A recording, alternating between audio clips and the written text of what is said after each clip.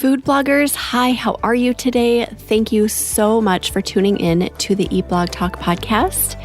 This is the place for food bloggers to get information and inspiration to accelerate your blog's growth and ultimately help you to achieve your freedom, whether that's financial, personal, or professional.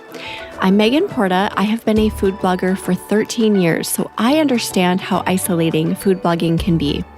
I'm on a mission to motivate, inspire, and most importantly, let each and every food blogger, including you, know that you are heard and supported.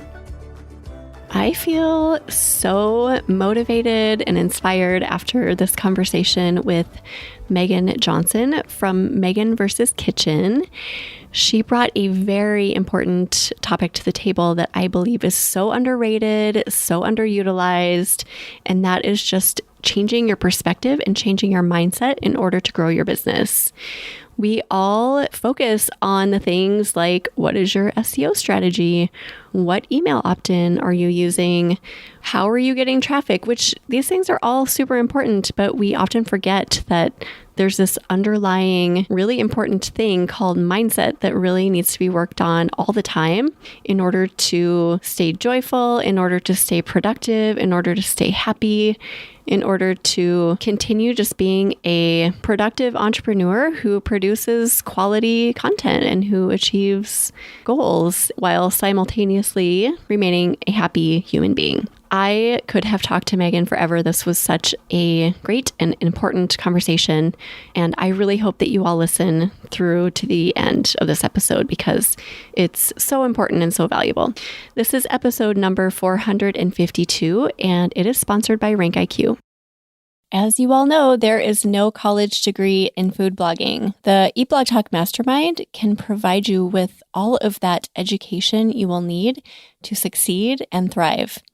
If you're looking for answers to all of your questions in a prompt manner, instead of making mistakes for years and having to do cleanup retroactively and doing so much waiting for answers that you need in your business, the 2024 Eat Blog Talk Mastermind group might be the perfect fit for you. Get 25% off now through October 31st, so don't wait. Head to eatblogtalk.com/mastermind to apply today. Here is a quick audio clip from Marin from eatingworks.com to tell you some real results she had from experiencing the mastermind group.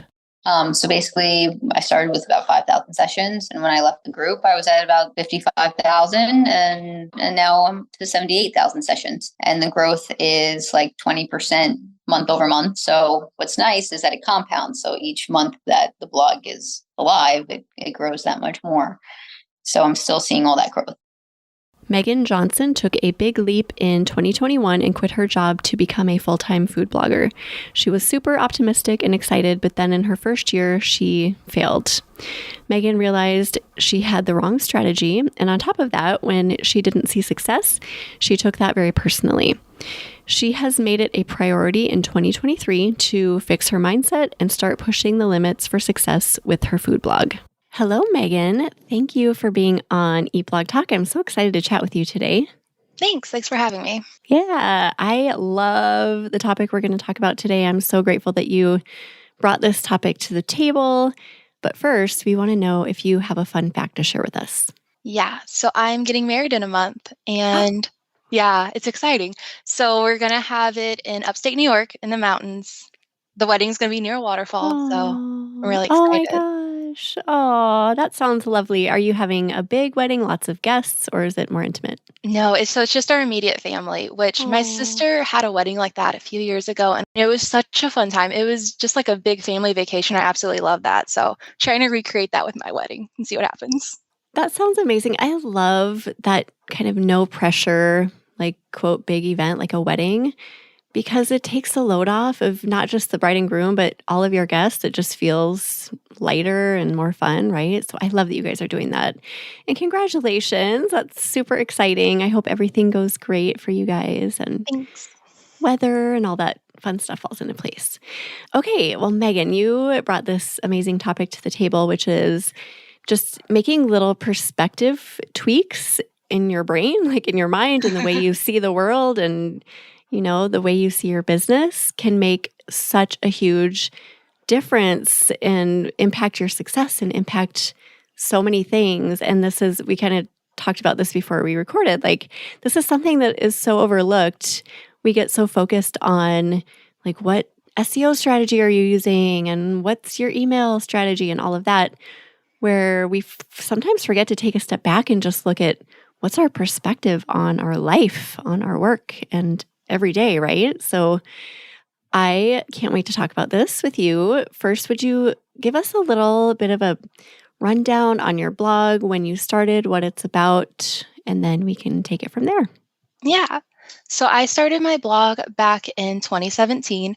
I had just graduated college, started living on my own, and I did not know how to cook at all. I don't know how I fed myself in college, but I quickly discovered food blogs, found out that you can make a full-time income. This could be your full-time job. And I thought that was awesome. So I pretty much started a food blog right away, but I had zero skill set. I did not know what I was doing. So I treated it more as a hobby for the first few years. Then in 2020, I wasn't really happy with my job or my career path. And I was like, you know what? I really love food blogging. So let's take this a little more serious to see what happens. A year later, I just again was not happy with my career path. So I was like, well, I can either go to grad school, get my master's degree, try a completely different job, or I can become a full-time food blogger, jump feet first, do this with all of my effort.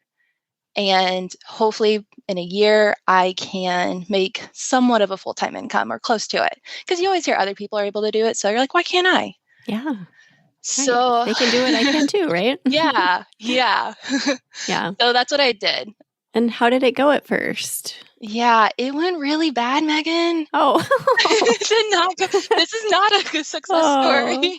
You know what, though? That's okay. That's real. And I think that happens for a lot of people. They think that it's just going to be magically like, oh my gosh, the money's raining down on me. But it's not always like that. So tell us some details. Basically, my strategy was so wrong. My strategy was the strategy from 2017, where you just post whatever. You hope that Pinterest helps you grow traffic. And it just did not work for me. So in 2022, I found out about keyword researching and how important SEO was. Anyone out there who thinks you can put that off, just trust me. You need to figure out how to do keyword researching and SEO. It's so important. So I worked on 2022, worked through that, saw some growth. By the end of 2022, I felt like, I have the right plan. I know this will take my blog to the level I want it to. But because of those 2 years of just me not feeling like I was being successful, kind of getting embarrassed because I told everyone, oh, I'm going to quit my job, become a full-time food blogger. And it just was not the level that I thought it would be. I was embarrassed. I felt like a failure. My confidence was just so down. So I think this is true for everyone. When you're not confident in yourself and your abilities, you don't want to try. You don't want to put in the effort. Your quality of work just isn't great, and you're not willing to try new things or really put yourself out there. So that's where my state of mind was at the end of 2022. I basically felt like I had the right roadmap, but I was holding myself back.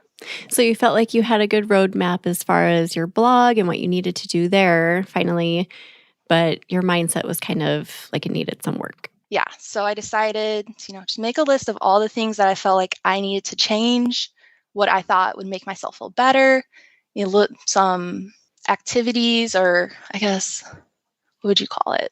Some ways to accomplish that. Okay. So how did you start working on that? I love that you saw that was something that you needed to work on, because I don't think a lot of people get to that point where they're like, okay, I need to really change my mindset and my perspective. So good for you for doing that. So what did you start with? So the first one I started with, which is the easiest one, and if anyone just needs an instant boost, I think this is the best option for them, is to listen or read audiobooks or podcasts about mindset or business. So the first one that I read was actually a suggestion by you, was The Gap and the Gain. Oh, yes. I love that book so much. It's a life changer. Totally. I mean, it's like that's such a big claim, and people are like, oh, really? It's a life changer, but it's such a life changer. I've never read a book where I was like, oh, that's changed the way I'm thinking forever. Yes. But this book, no. So it's basically about how we're constantly thinking where we're not, how we set a goal for ourselves and we're not there yet and we're not successful because we haven't reached that goal yet. But if we just take a step back and look at how far we've come, we've done so much. We've accomplished so much. And I feel like that's the message we hear a lot, but this book it reiterates that so many times in so many different ways. By the end of it, you're just like, oh yeah, totally. This is how I'm going to think forever. Like, yeah, it changes the way you not only look at kind of like where your business is at, but for me, it changed the way I looked at every day. Like if I have a little worry that pops up just this morning, Megan, I did. I am not kidding you. I was like worrying about something in my business and I stopped and I thought of the concept from The Gap and the Gain. And I was like, okay, they say in that book to just look at all of the good things, the progress, those little things that you've done that show that you've made leaps and bounds, taken leaps and bounds. And it helped me turned things around instantly. So I use it almost daily in my life. Same. It's amazing. Okay, so in addition to that book, what else did you dive into? So there's a guy called James Wedmore. He has a podcast called Mind Your Business, but he also has a site online and he has a course online called Activate.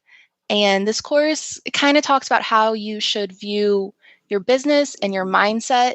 And I feel like it kind of takes The Gap and the Gain maybe a step further.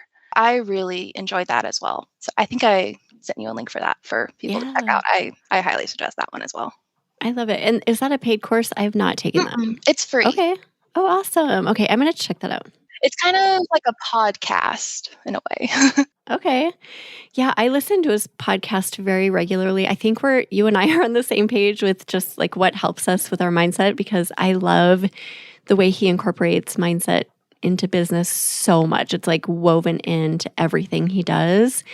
And it gets a little woo, spiritual, but I love that. I think it's so important to go there if you want to find success. Looking back, was there anything listening to his podcast that you were like, okay, this changed everything for me? Or was it just kind of an overall mindset shift for you? There is one thing that he said that it kind of helped me how I view my business. Oh, actually, there's two things. So the first one was, if, say you have a goal of making 50,000 next year, you need to run your business now as if you are a business that makes 50,000. And it kind of changes how I invested in my business. And the other one was, everyone sets a goal, say your goal again is to make 50,000 next year. But what do you get out of that goal? Is it, security of paying your rent, being able to afford things you like? Is it a sense of success? And you can kind of feel that already right now. You don't necessarily need to reach that goal. If you kind of take a step back and look at what you have, you probably already have all that. So I don't know. He says it in such a better way, but it's just kind of if you're striving for a goal because you think it will make you feel a certain way, chances are you can already feel that way now. Yeah. Finding those little things in your life that make you feel that stuff already is such a good way to accelerate your momentum, I think. And that's kind of one of his overarching messages. Yeah.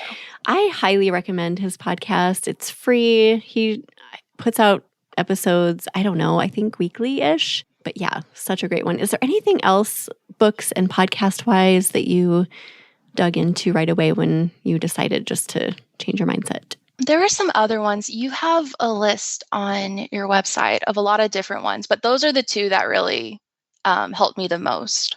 Changed the game for you. Yeah.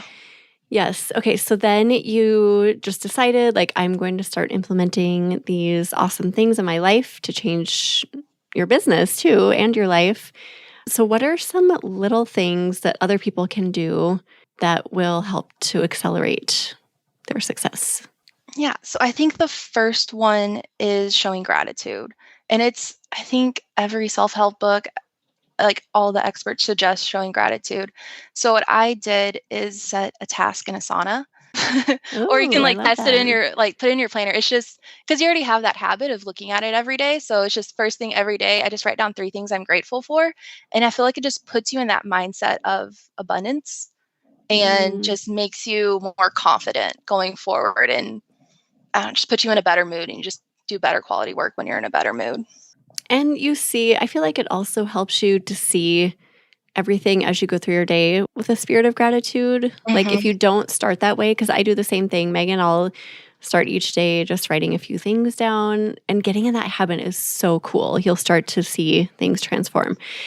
But when I skip a day, I start seeing little things that come up as like an annoyance or a grievance or a frustration.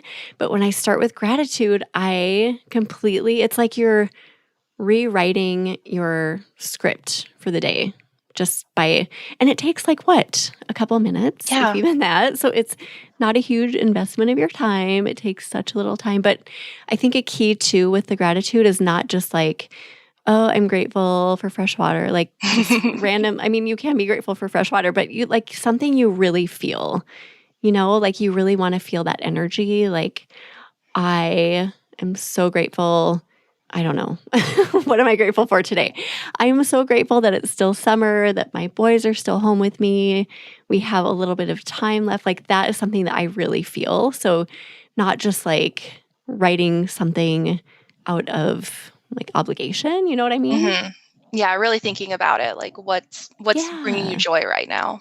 Right, like sitting with it and feeling it, and there's so much power in that. Is there anything else that you implemented that you recommend others do?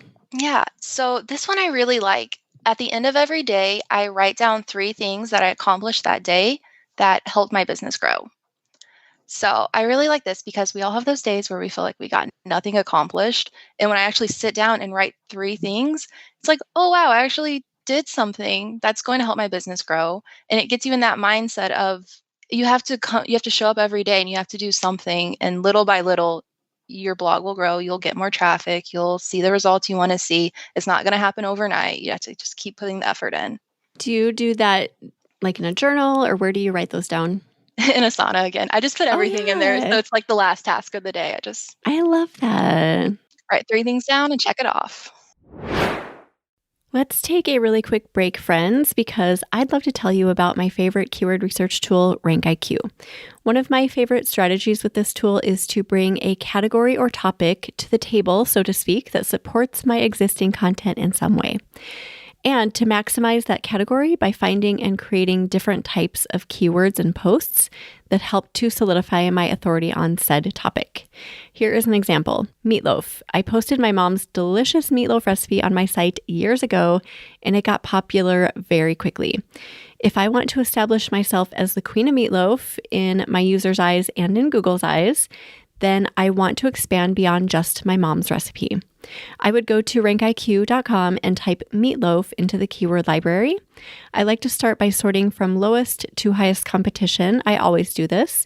Then I set out to find 3 keywords starting at the top. The first keyword is 1 additional meatloaf recipe. An example is 3 ingredient meatloaf. The second is 1 informational meatloaf article or topic. An example is how to reheat meatloaf in air fryer. And the third is 1 meatloaf-related roundup. An example is freezer meatloaf recipes. I put these 3 keywords into my content calendar and create and publish them within a few weeks of each other. This acts as a great signal to all of the important and powerful forces that be out there that I am reigning meatloaf queen. Of course, I do my interlinking as well for additional juice. Please feel free to steal this strategy from me, and I hope it helps you in your content. Head to rankiq.com to get started. Now back to the episode. So then do you go back like over the course of a week or month or whatever and look back and see those accomplishments build up? I don't because they're mostly like, oh, I shot a recipe, or I wrote a blog post, or I listened to a podcast. I could, but I don't know. I think that might just overwhelm me. Yeah. I mean, that it kind of goes along with the gap in the gain of just looking back and seeing like the buildup of all of your accomplishments. Yeah. I think that would be really cool. That's a good idea. Yeah, I love that. Okay, so I started doing this maybe earlier this year. Something similar. I would start writing down my page views like every month. So at the end of every month, I was like, okay, I have this. And then I went back to the previous year and I wrote down, and I just was able to see like, oh my gosh, month over month over month and year over year, things are getting better. And it just helps me because when we're in the weeds of August 2023, you just feel like, shouldn't I have more? Should my page views be more? And then I also started doing that with my revenue. So what I brought into my business. And over time, it's so cool to see how much things increase. So I think, yeah, like you were saying, little steps add up. And if you can see that progression, it's really cool to do something like that. So whether it's like page views or I don't know, like number of posts you write or whatever it is that you want to measure, it's really cool to look back and see progress over time. Yeah, whenever I check my analytics, if I do like month over month, I always check year over year because it's just that, I don't know, just because month over month may not necessarily be very nice, but year over year usually is pretty good and it kind of gives you a sense of accomplishment at the end of it. I love that. Yeah, that's a really good piece of advice too, doing year over year. Okay, anything else? Any other things you implemented? I started setting goals, not deadlines. So by that I mean I set a goal, whether it's, X many posts in a month, then I think of a date that I would like to have that accomplished by. I make a plan to accomplish it by that date, and then I just forget the date.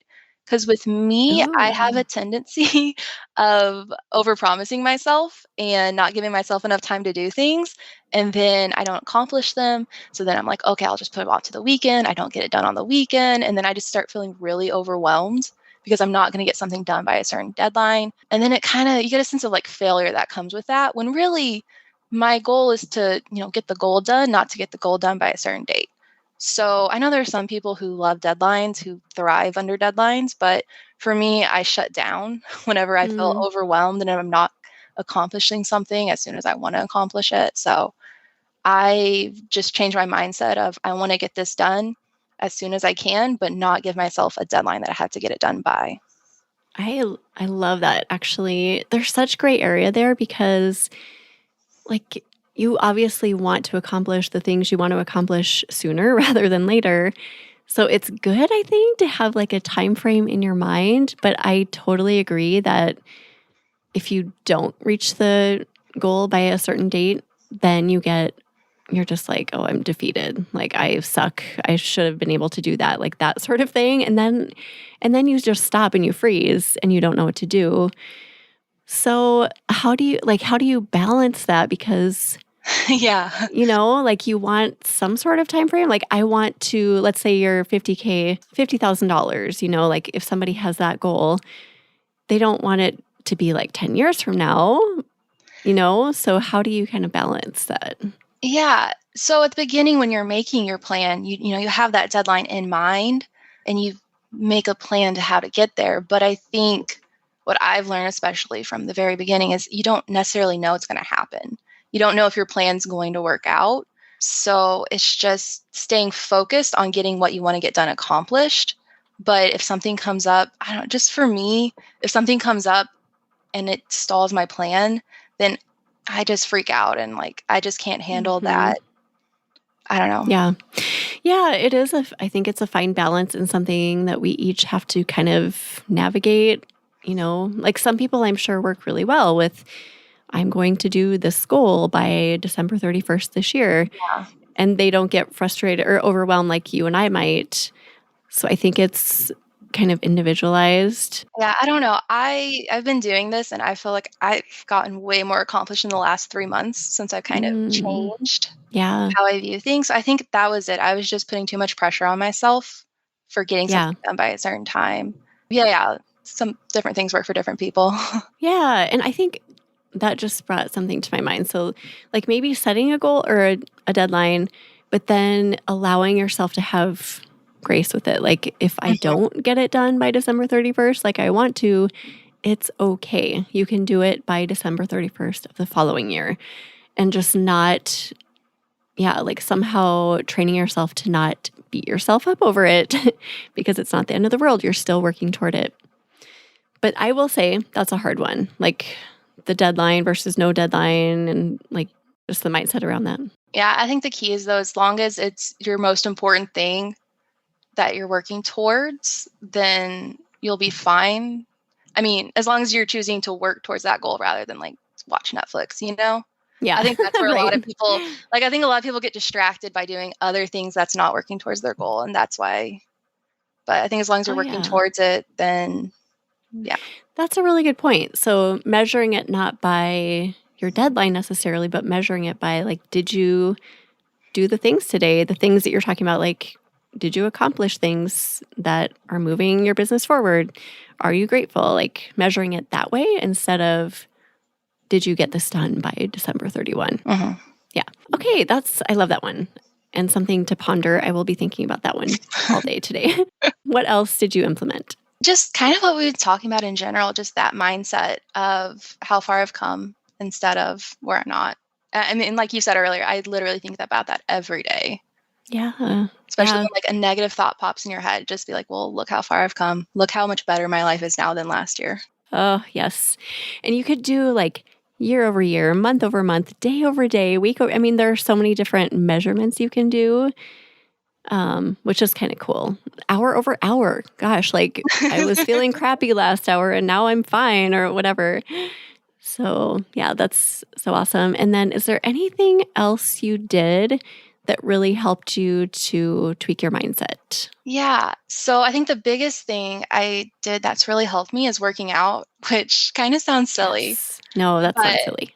no. So I have facts from the CDC. It says a single session of moderate to vigorous physical activity reduces short-term feelings of anxiety and improves sleep quality. Regular physical activity can help keep your thinking, learning, and judgment skills sharp and reduce your risk of depression and anxiety, which Mm. I 100% feel this. Yesterday, I was so stressed and I went to spin class and I came out and I felt just great. Mm. And it's something that happens all the time where I always feel like I just have this huge problem. Going to spin class, I come out and I feel great.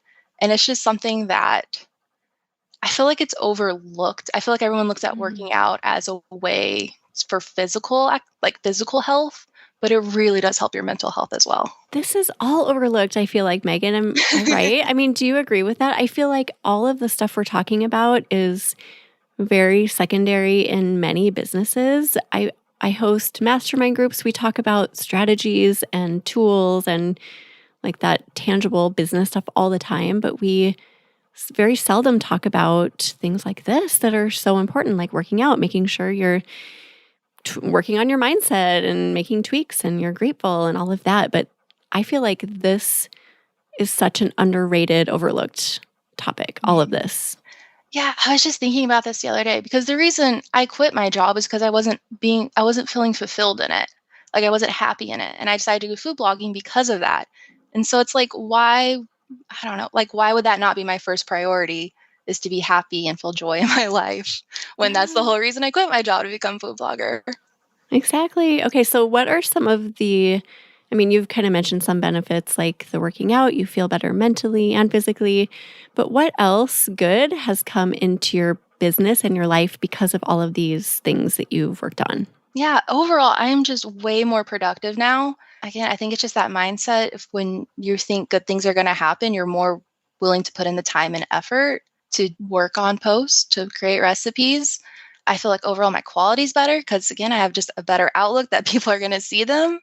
I just have a better outlook on my future and I'm willing to invest in my business more, invest in me more. So many good things, right? Yeah.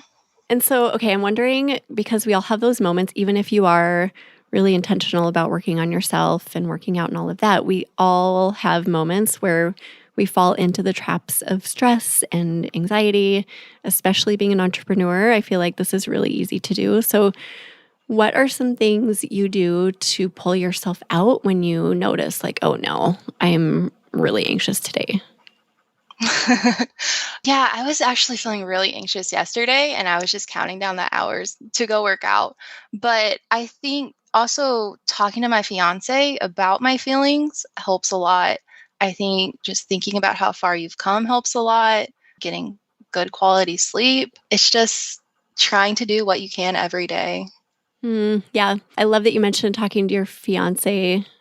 I sometimes, if I'm feeling like that, I'll just go up to my husband and be like, I don't feel good. Help. Just like ask for help because I know he's a positive force in my life and he'll just be like, okay, well, look at all the things that we have to be grateful for, and he kind of like helps me turn things around. So if you have someone in your life that will do that for you, whether it's a mastermind group or a friend or a blogger friend or a spouse or whatever, that's huge, because sometimes we don't have the power to do that ourselves when we are like in the blogging anxiety trap, right?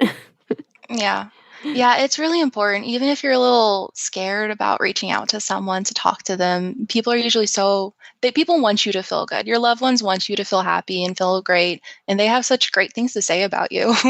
Yeah, I know. That's good too. Just hearing like, you worked hard today. You did, you wrote 2 blog posts. That's amazing. Just hearing someone else say those words instead of it being in your brain is somehow way more powerful than even you thinking it. Yeah, this is all really good. And then also I thought of one more thing.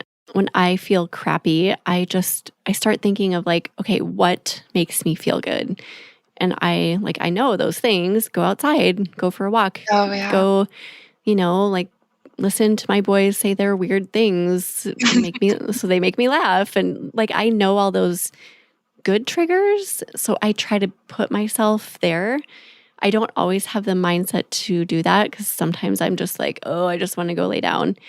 But sometimes I do, and it always helps. So knowing those things that make you feel good. Do you have any other advice, Megan, for people who maybe don't prioritize this sort of thing, or who are feeling anxious or stressed about their business where you were back in 2021, 2022, any other advice for them? I would say just keep trying to find those things that make you feel better. And yeah, maybe like make a list of them. Maybe tell a loved one that like, hey, these things make me feel better. If you see me feeling crabby, tell me to go do these things. My fiance tells me all the time, like, you need to get out of the house. Yeah, You're not in a good mood. Get out of the house. I wonder how many times bloggers, spouses or partners or friends are like, oh gosh, here we go again. They're in a bad mood again. Yeah. It's a hard job. And just acknowledging that too, right? Like this is not always an easy job. It can be really trying and taxing and draining, like all of the changes that come our way and the worries and the anxieties with like Google and updates and AI and cookies, and there's so much. So just acknowledging that everyone, all of you guys listening, are amazing for persevering through this crazy journey that is called food blogging. So just giving yourself credit for that too. It's a lot of work sometimes. Well, thank you, Megan. This was so awesome. I could talk about this all day. You and I could keep on talking. But thank you for being here. We really appreciate this and everything you shared with us today. So valuable. Do you have either a favorite quote or words of inspiration to share with us? Yes. So I have one from Thomas Edison. He said, our greatest weakness lies in giving up. The most certain way to succeed is always to try just one more time. Oh, I love it. That goes so perfectly with what we talked about. Thank you. We will put a show notes together for you. If you want to look at those, go to eblogtalk.com/Megan versus Kitchen. And then also we'll put in the links to the things that you talked about earlier. So that Activate course and a link to The Gap and the Gain, because everyone should either listen to or read The Gap and the Gain. Your life will be changed. All right, Megan, tell everyone where they can find you. Yeah, at meganversuskitchen.com or on Instagram at meganversuskitchen. Thank you so much, Megan, for being here and sharing everything you did today. And thank you for listening, food bloggers. I will see you in the next episode. Thank you so much for listening to this episode of Eat Blog Talk. If you enjoyed this episode, I'd be so grateful if you posted it to your social media feed and stories. I will see you next time.